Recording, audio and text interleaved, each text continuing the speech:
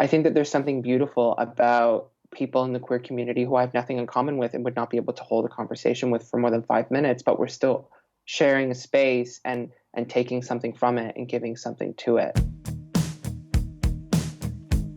Hello, I am Kay Anderson, and you are listening to Lost Spaces, a podcast that mourns the death of queer nightlife. Every episode, I talk to a different person about a venue from their past, the memories they created there, and the people that they used to know.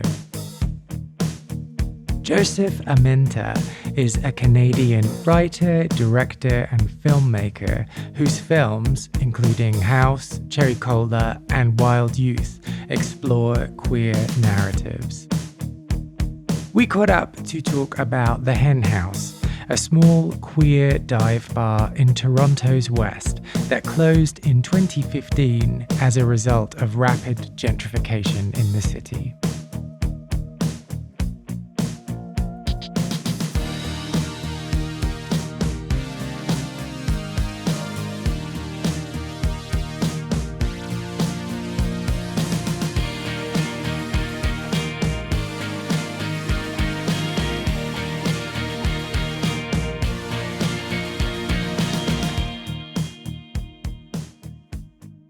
I remember there was a night where it was a big dance party and we were all sweaty on the dance floor, just kind of giving it everything we had. It was about maybe 1:30 in the morning, and we stopped. The performance was about to begin, and everyone stopped dancing. We made a small little semicircle, and instead of it being a drag queen, it was a go-go dancer.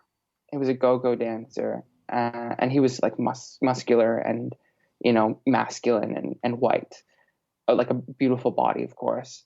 And I remember my first instinct was to like roll my eyes or feel threatened or uncomfortable in some way.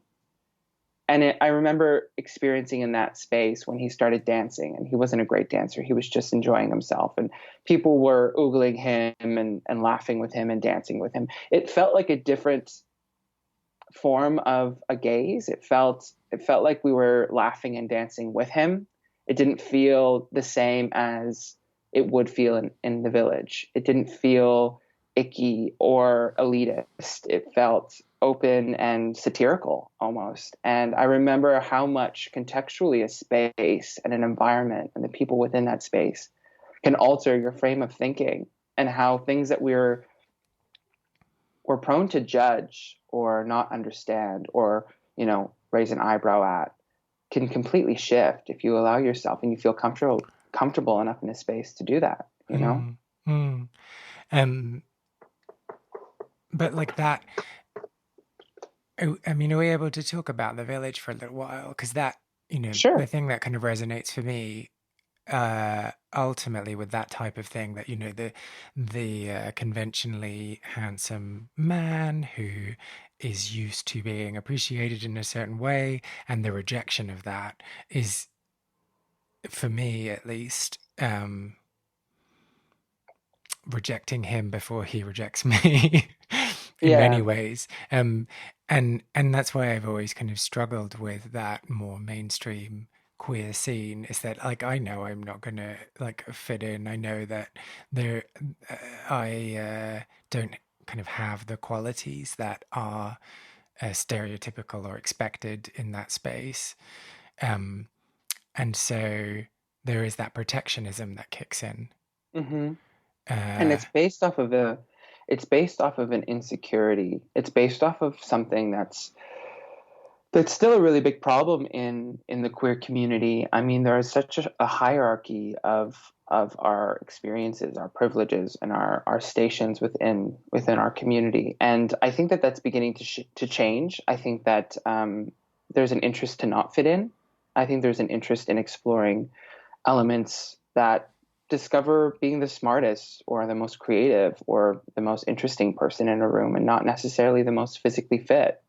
I think that community is still important for what it is. The idea of seeing two very, masculine presenting men kissing or holding hands is still important, and I'm not going to judge people who choose to go to the gym 6 days a week and, are masculine presenting and are interested in other people like that.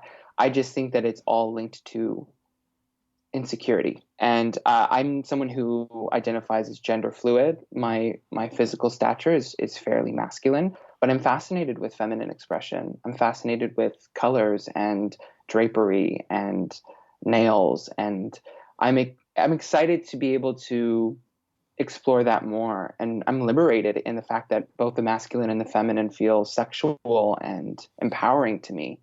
And I think we reject that when we see members of our community in those spaces dominating. Um, but they're not dominating; they're taking up space, and we take up space as well, and we have to take up as much space as we can. And I think that things are changing.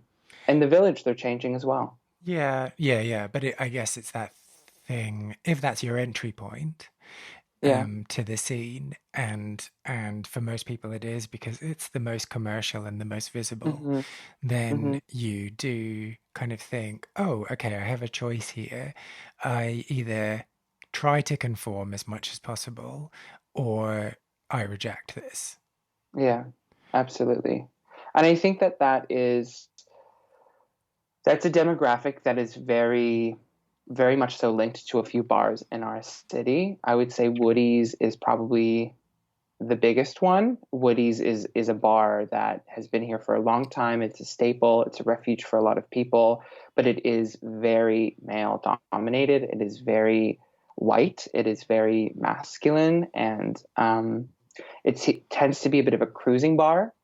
And I just choose to not enter those spaces because it doesn't have what I'm looking for, and what I'm looking for is intrigue and sparkle and um, an unconformed attitude. So I think it's important to have both. I think you're right, though. It can be dangerous when that's the loudest noise, and it's attracting, the youngest and the most vulnerable people for influence. But I think that's why I discovered the Henhouse later on in life. I was about 23, 24, and I had experienced queer nightlife in the village. And it was beautiful. It was fine.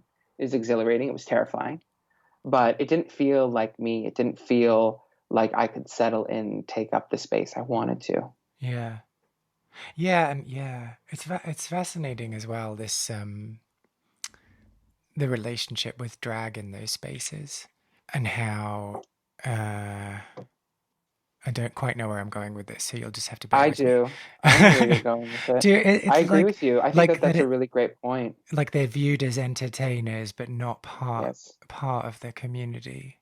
Yes. And I think that you can sense that with drag performers in those spaces. There does tend to be a bit of a wall, a distancing, especially because just historically, queer drag performers are not sexualized in our communities. Mm, I think that's beginning to change because femme expression is still sexual in a queer body, and it definitely has a place, and people are yeah, discovering that more and more. But I think that when we have drag performers in the village, it feels like you're here for entertainment, and I'm going to hook up with the boy who's leaning against the wall drinking a beer. It feels like there's a separation between them feeling like they're a part of the experience as well. And I like that drag in the West End is gender fuck. It's like, it doesn't need to be drag in the same way we understand it, and those lines are continuously blurred. yeah, that must be so fucked up Hmm. to be a drag performer in those spaces, and have that, or like, even if you are sexualized, you're sexualized in a very, very specific way Hmm. that you're not able to push Absolutely. against. Yeah. Absolutely. Yeah, and you feel that energy. I think the village is a magical place because it is a beacon of light for people who are driving down from the suburbs for an hour and a half to experience queer nightlife. And it is important because it is a constant in the Mm, city. It's mm. a refuge for a lot of people, but I think once you outgrow elements of that, you yearn for more. You yearn for a community outside of that. So then, shall we go back to that community? Shall we go to the hen house? Absolutely. Yeah, absolutely. Um, And so when did you first go to the hen house? I would say early 2014. I had just moved back downtown. I was living in an area of the city called Little Italy, and I had just secured a job as a creative writer on a drag feature musical for World Pride. And I was just thrust out of film school and I was looking for contract work. And it was my first experience really diving into the queer community in Toronto. And I remember being extremely overwhelmed and feeling distant and guarded. And, it was a drag musical. So I had to do a lot of research about the Queens and the history of queer culture. And whilst writing that, I realized I needed a real job. So I applied to an art studio that was essentially 2 minutes away from my new apartment. And in that art studio, we worked with other artists and created pieces and taught painting classes. And I worked there for about 6, 7 years following that, getting that job. So I was essentially fresh to the city and fresh to living on my own. And I had been living with, creatives in the film industry, a lot of which are heteronormative folks. And being at this art studio, I befriended a Japanese artist named Lie. And she was a bit of a quirky character who showed me parts of this city that she instinctually knew I would react well to. So we would work at the studio until about 11:30, sometimes 12 o'clock at night. It was more of an evening studio. We would work like a 10, 11-hour shift. And then we would, in our paint clothes, just kind of get ready, have a drink in the back alley. We would saunter over to the hen house. And it became a tradition, an introduction to this world. And I was experiencing the queer community in Toronto outside of the village. It was more of a subculture, an underground, like, underbelly of the city. And it was a small little shack, really, but it was beautifully charming and overwhelmingly interesting. And so you were saying that at that time you felt overwhelmed, you felt guarded is a word that you used Yes. about the scene. Was like other than the fact that it was brand new and so much to take in, was there a particular reason that you used the word guarded? Well, I think it stems from a life prior to that where I wasn't experiencing the level of interest other people were taking in me.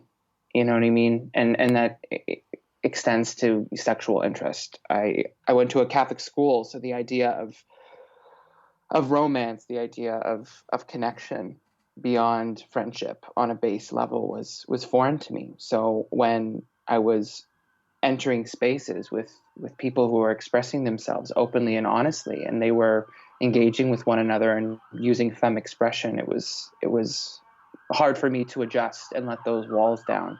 I think I was stuck in this idea of maintaining the guard, maintaining an idea of maybe masculine representation. It was just insecurity, I think, yeah, and just kind of testing the waters. Hmm.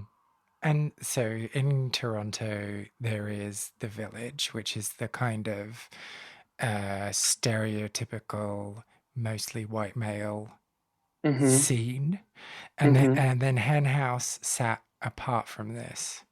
Yeah, substantially apart. It was on the other end of the city. It was in Dundas West, which is a Portuguese Italian area. A lot of young people lived there because the rent at the time was fairly cheap. So you had an upswing of culture that was beginning to emerge and had kind of set root in that area. And these business owners were finding these small little spaces and turning them into West Coast havens for queer people.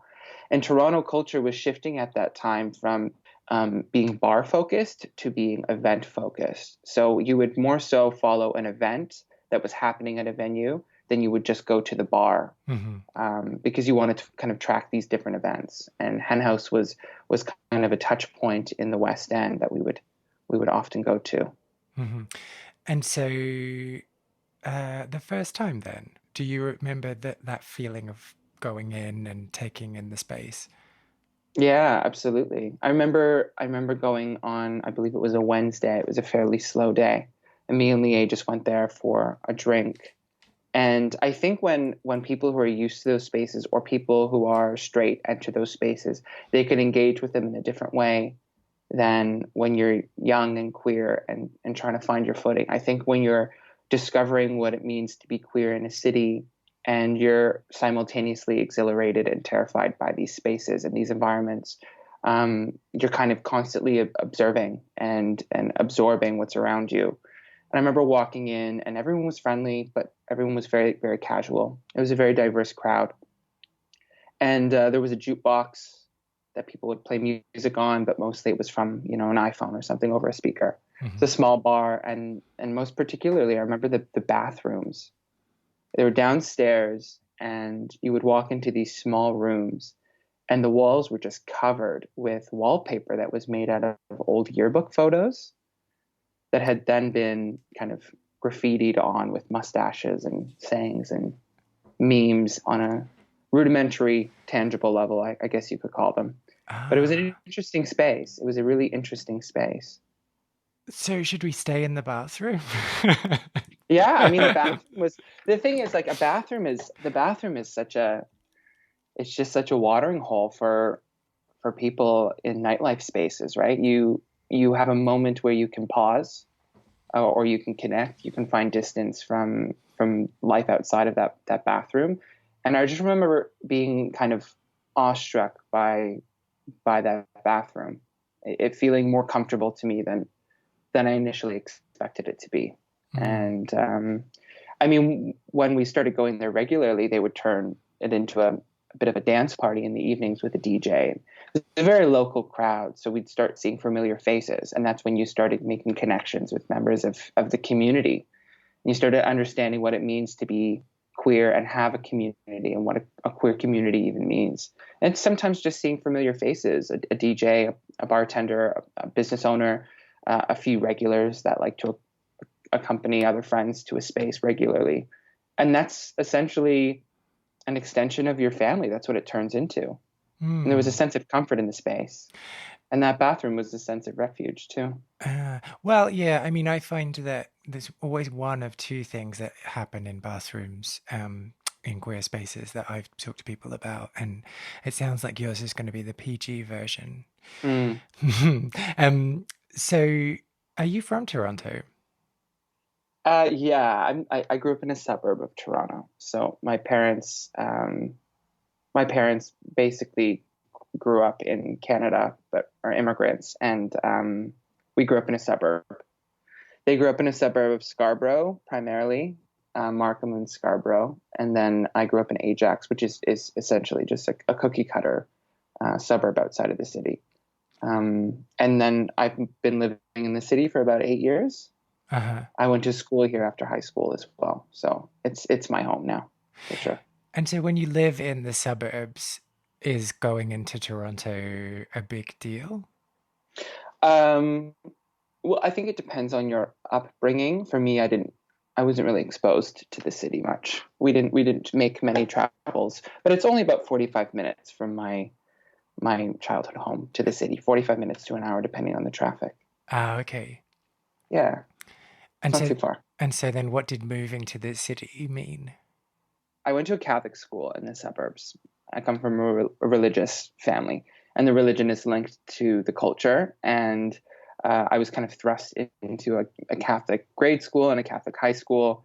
And I was a bit of a big fish in a small pond by the end of that journey. But I was making films when I was about 12, 13, buying camcorders with my savings and writing scripts for my friends to act in successfully or unsuccessfully. So I knew what I wanted to do when I was very young, and I knew what that required. So I came to the best film school in the country, in the middle of Toronto. It's smack dab in the middle of the heart of the city. And it was overwhelming, but it was exhilarating. But I still commuted for about 3.5 years because I was paying for my own education and I was working, and, my parents were frugal, and I was determined to not live in debt. So I was experiencing the city in small bursts, small kind of bracketed bursts of being able to go back home to the suburbs and live with mi familia and experience, that juxtaposition of moments of freedom. And then I eventually moved out. My last year of school, I had an opportunity to live on the floor of a living room in a one bedroom with someone else who I was going to school with, and I took the opportunity, and it was kind of a crazy moment from then on. I moved back home after graduation, went to Australia for the month, and then decided to move back downtown. And the journey began. Yeah, the queer journey began. Oh, so the queer journey wasn't happening before then? Well, I mean, not in a tangible way. I was out to myself at the ripe age of like 8. Oh, Um, wow.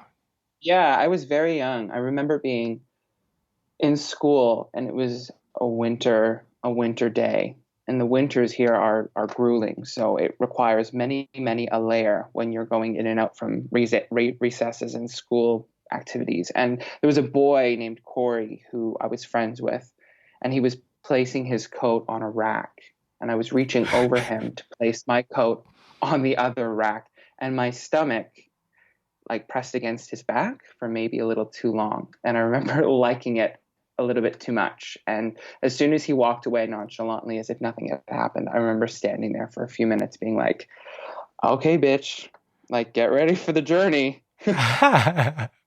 And so Yeah. is that your thing now? Do you like rubbing your belly against people? No, not at all. I think it was just a moment of physical contact with someone and feeling something that you read about and see in film, but you don't really feel until, you know, you're What? exposed to the right moment. So what were you reading at 8? I mean, you know, you're experiencing stories in school and you're reading rudimentary novels and things like that. But it's all antiquated through the lens of religion, right? I mean, Mm. Catholic school is a whole other beast. It's a whole other experience. And Yeah. yeah, Well, it's mass every let's month and it's like yeah. prayers in the morning. It's kind of crazy. Well, let's not dwell on that. Do you No, do you know what happened to Corey?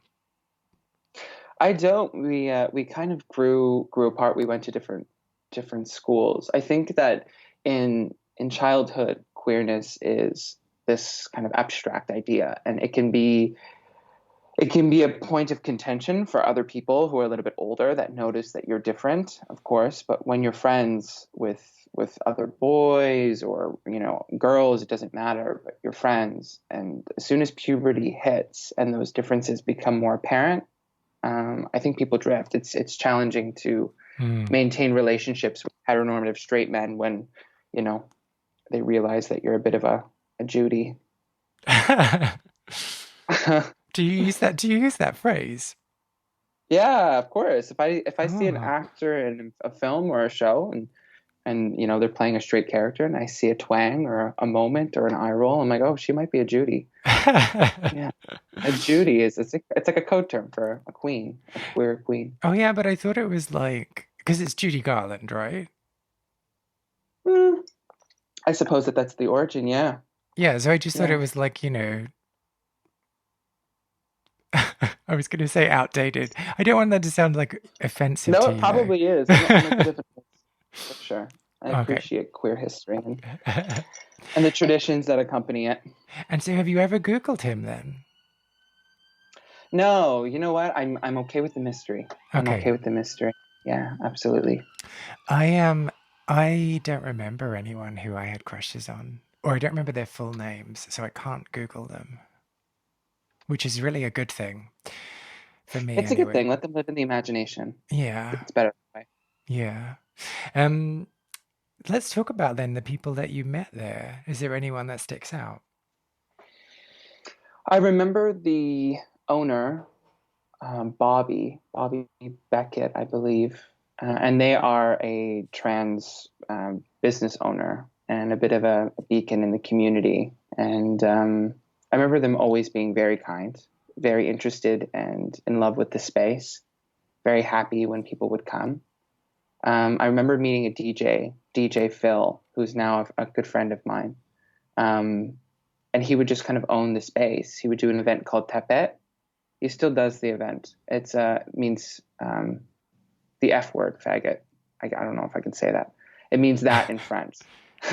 You can say it. It's okay. I can say it. I Yeah. can say it. Um, Yeah, and it just ended up being like a Celine Dion French, queer rave party in this space.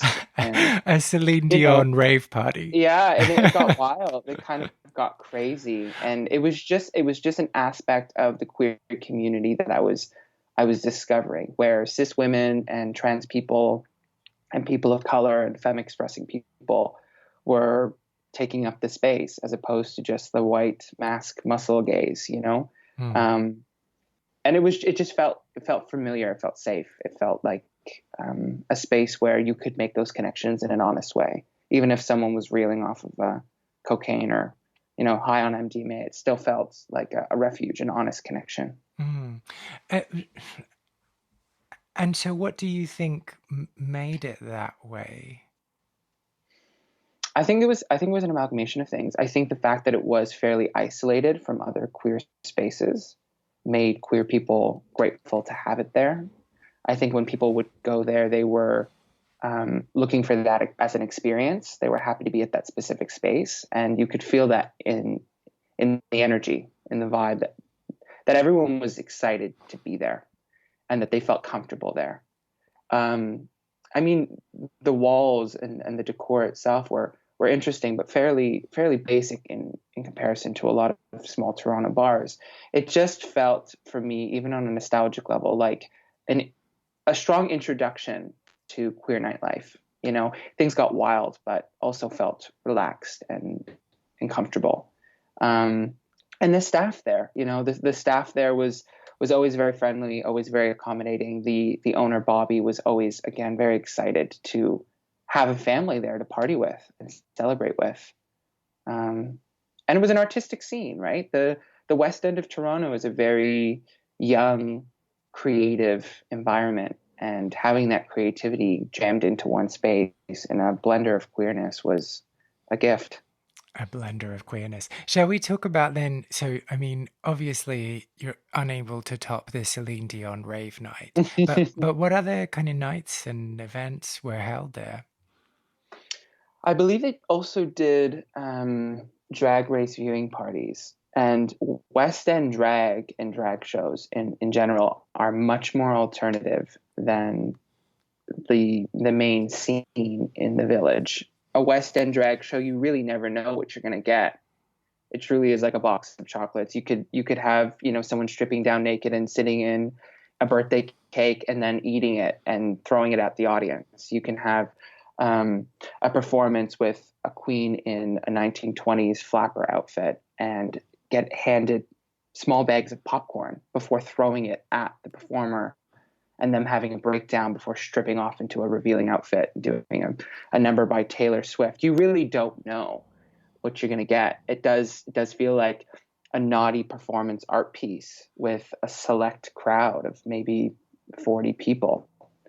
And it felt intimate. It felt like I was witnessing queer performance art for the first time in an honest, interactive way. I felt like I was seeing things that I shouldn't be seeing, and that made me want to see them even more. Ah, so you weren't like acting in the stereotypical Catholic schoolboy way. No, I rejected those notions at a very young age. I was having debates and arguments with my priest and with the school figureheads in religion classes since I was, you know, in grade 5 or 6. I was always questioning. I was always having discussions about what it means to sin, what it means to obey, why these rules are in place to begin with, why we follow the faith, who's guarding after these rules and regulations. So were you the kid that whenever you put your hand up, the teacher rolled their eyes? Absolutely, because she knew I had something to say. Always had something to say. Oh, okay. So you're not like hanging on to that guilt. No, no, not at Oh, all. No, no. I so you're like a fully experienced. realized adult. Yes, absolutely. Oh. I mean, I remember understanding when I was growing up that my religion was linked to the cultural understanding of religion. My parents weren't particularly religious. Culturally, they were, but we weren't, embedded in the church in the same way that a lot of other families were. Hmm. It just felt like an aspect of our culture that you had to acknowledge. And like many aspects of my culture, homosexuality, queerness, femme expression, all of these things are challenging already. So I felt, why not go for the gold and just rebel in an intelligent, informed way? So then, okay, so you were seeing these shows Yeah. and it was something new. It was something that was stimulating you in a way that hadn't. It Mm. was it was an interesting journey with the hen house, because I find that when I look back on it, it feels almost like a blur, and I don't know if I knew at the time how important it was for my development in the queer community. I'm a filmmaker, and my work revolves around the underbelly. It revolves around nightlife. It revolves around queerness as a culture and a language and a tradition and a community, moving away from ideas of gender and sexual orientation being the defining factors of what brings us together. And I think I experienced that first at the hen house, where I said, this is more than, who you sleep with. This is more than if you do drag or how you identify with your pronouns. This is about a community and a subculture that needs to be explored in film and in cinema. And so, what work came out of that?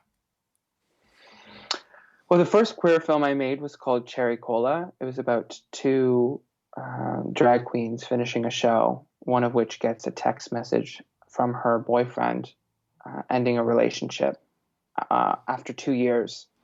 And essentially, it follows these two drag queens as they tear up the city on a night of debauchery and revenge. So did the space inspire either directly or indirectly that? Oh, absolutely. Yeah, And absolutely. At and the in what time of my way? production, well, at the time of my production, the hen house had closed. Um, and I think that what I was trying to capture with that film was this idea of West End queer nightlife and how drag culture is shifted there, and how the city is an extension of those spaces, and it's integrated into the city in a lot of ways, because it's not on a strip with rainbow lights and colors. You're smack dab in the middle of a city with a Portuguese bakery beside you and a dental hygienist office right beside you. So the idea of integration and seeing these queens in full makeup and drag exploring the city after having, this night of refuge, after leaving this night of refuge in the space, was really interesting to me. And I wanted to see if they could carry that unapologetic attitude, that accommodation of space that they have within, Mm. the four walls of a small bar. But could they do that on a streetcar or in the middle of a city street? I just wanted to showcase irreverence. And I think I did. Hmm. Um, and so, do you remember hearing about the hen house closing? Yeah, I remember. I think it was Lie, the uh, the artist who took me there for the first time. She told me, and she had been going there for quite a while prior to her introducing me to the space. And I think the last had um, their doors open, they had a piñata that was shaped like a condo building, Mm. and everyone was just wailing on it. I think it said something like gentrification, fuck gentrification, or something along those lines. And it just allowed for like this celebration of a defeat in a way, this celebration of a release and a way to physically stick it to the man, which I thought was just a perfect encapsulation of what that bar was. And so that was the reason that it was closing because of increasing rents or because the space was getting knocked down. I think it's unclear. I remember I read an article, and Bobby was kind of you know stating that there were numerous reasons, and they weren't being clear about one specific reason. I think that there's some rumors going around that there were condo buildings that were popping up like right around that area. It was beginning to change, and they were getting so many noise complaints that it became unrelenting. And they're like, fuck it. Like, we can't keep fighting this anymore. We just can't. because it's becoming exhausting, and it's making us feel like this space is no longer for us. You know, we're beginning to feel like this is a space that can no longer accommodate our brilliance. Mm. But they were in that kind of weird, annoying cycle of them helping to create the atmosphere that makes an area desirable to move into, and then people desire to move into that area, live there for a while, and then complain about the noise that is being made. Ugh. Yeah, absolutely. So I think the space was sold. I saw Bobby at a protest not too long ago. I didn't say hi, but I wish I did. But it was a moment in time, and I'm like forever grateful to have had that experience. It closed down maybe a year and a half after I started going. And I remember feeling robbed of all the years. I was in my mid-20s. I remember feeling robbed of all the years I could have experienced going there Hmm. had I allowed myself to be open to it earlier. Ah, okay. Oh, that's really interesting. Yeah. So, were you aware then that it existed before you went there? I think that the problem was more so a lack of interest in discovery. I think it was comfort in my routine, comfort in my bubble, comfort in the friend groups that wouldn't often go to those spaces, an attachment to an identity that was, you know, dissipating in my hands, but I was holding on to. Yeah, that is interesting. How do you have any mechanisms to prevent yourself from I'm going to use the word rut, but maybe rut isn't the right word, like sticking to ruts that you're comfortable in? I think I'm a fairly routine-based person, which is kind of interesting given that I work in creative fields, but it allows me to maintain structure in an industry and a career path that is so unstructured and is so often very messy. And I find that sometimes I'll do things because I've done them before, or I'll go places because I've gone there before, Mm. as opposed to this curiosity, this hunger to discover new things, especially at that time. I was fairly new to the city, and I was fairly new to nightlife, really. I had gone out in college with my straight girlfriends, and it was, you know, a very different environment for queer people. Very, very different environment. I was often the only queer person, or maybe one of the only queer people, and it felt like nightlife just wasn't something that was made for me. Hmm. So when you experience something like the Henhouse, it allows you to understand that if you take the chances, if you experience things that are outside of your comfort zone, if you put yourself in those situations, oftentimes they can become integrated in your new routine. Um, it just takes that curiosity. You have to really drop those walls and take the initiative. And But I try to. I love that you're like, but you're still going to integrate it into a routine of some sort. Yeah, I mean, it becomes almost like, you know, my nightlife home. You know, Yeah. I like to settle into places. I'm not a very casual person. I think I'm quite intense. So if I create an attachment to a space or a person, um, it feels fantastically overwhelming, and I become addicted to it because I thrive on the feelings that it gives me, even if it's fear. But so how does that work? Like, making sweeping statements about the queer community. How does that work? Making attachments of the romantic kind with people if they're not down for that. What do you mean? Yeah, I basically mean like from what Speak you candidly. no, I guess just from what you're saying, it sounds like you fall hard for people, or No, I don't think that that's it. If anything, I think it's the opposite. Um, I think it's the opposite. I think that I'm fascinated with people. I become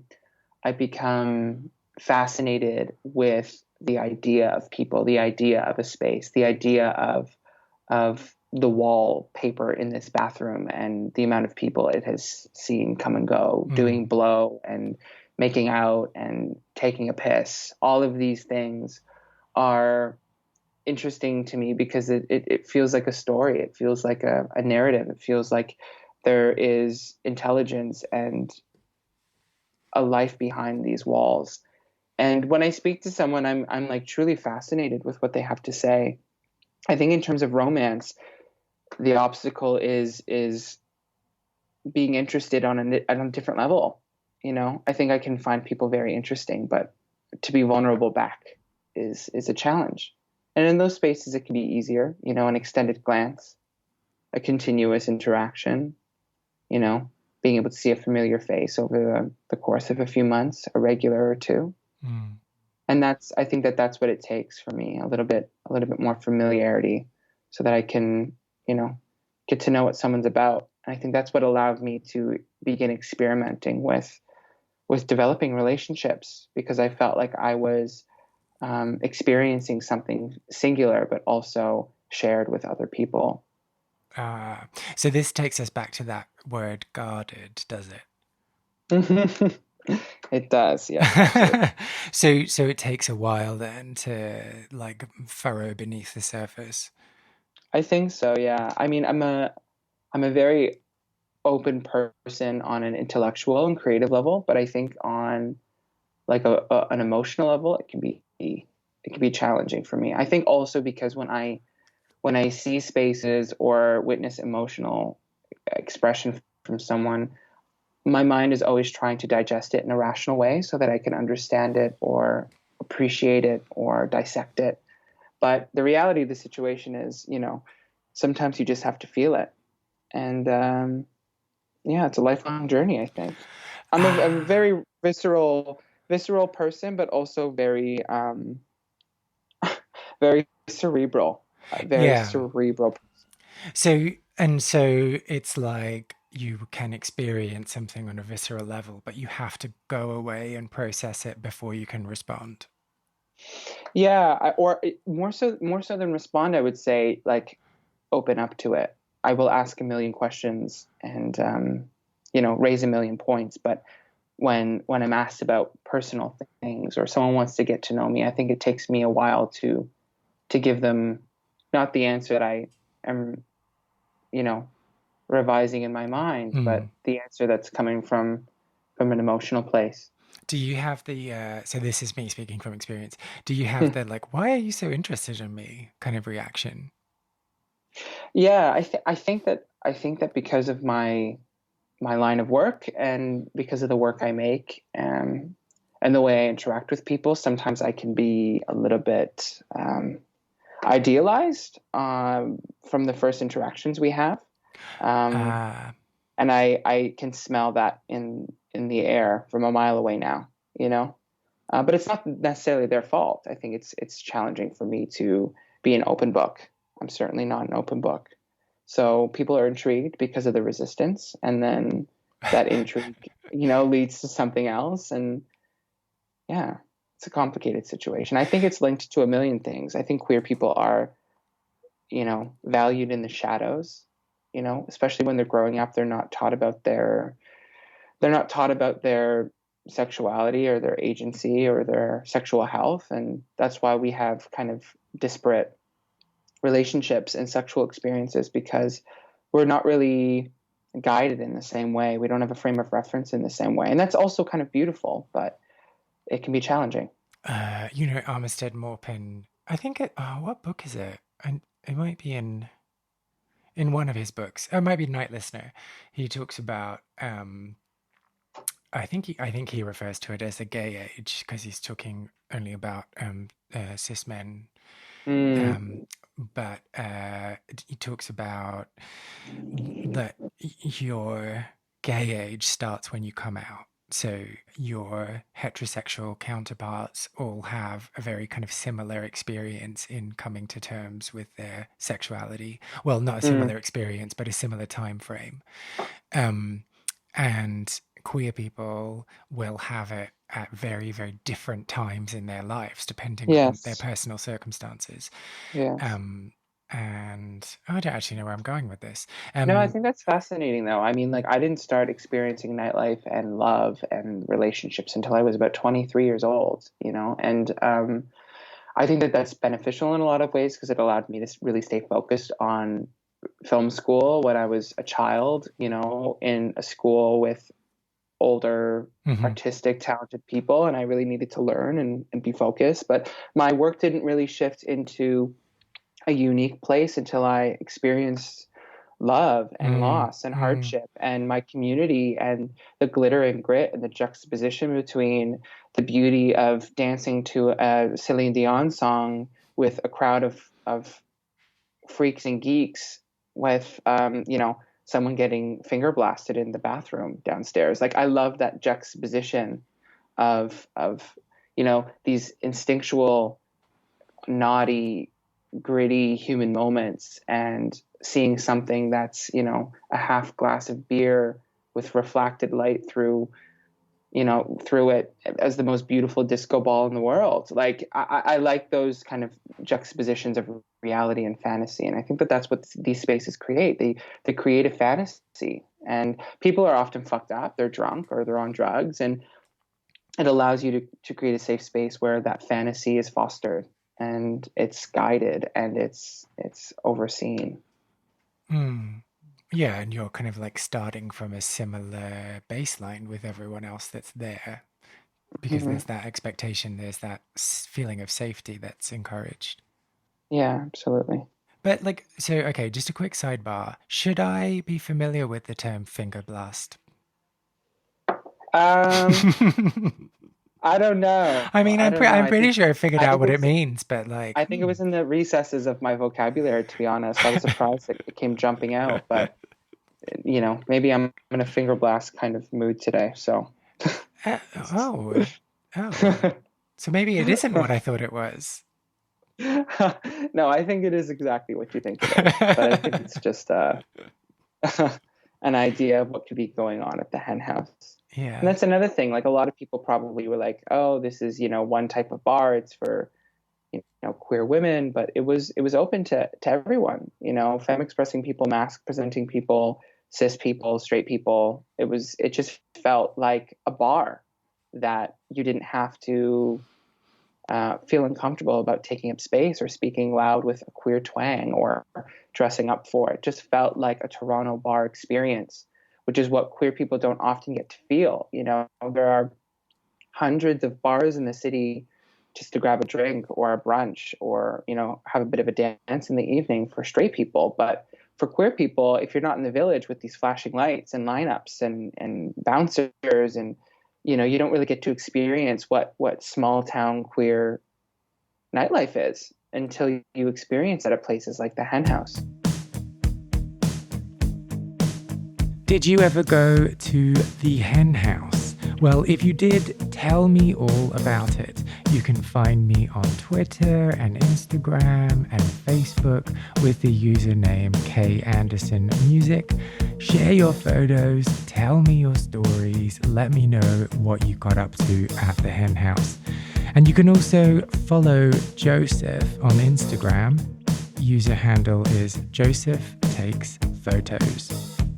Lost Spaces is not only a podcast, but a concept record as well. I've been writing songs about queer venues and the people who used to live their lives there, and will be releasing songs over the coming year.